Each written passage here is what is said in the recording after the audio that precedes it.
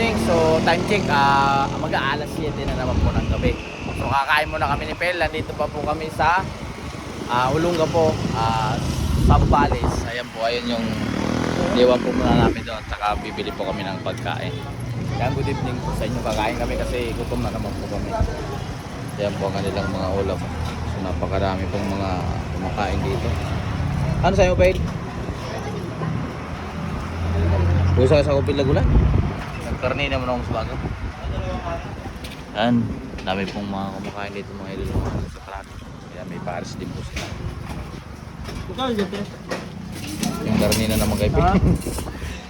Kaya nandito pa kami ngayon mga idol, nagabihan na kami. So, hindi na kami kumuha ng biyahe kasi makakauwi po kami doon mga sa alas 12 na ng gabi. Ayan o, nasa Olonga po bago po kami mga idol. Yan, pakisupport naman po mga idol. Thank you so much. Kain po muna tayo. Good evening.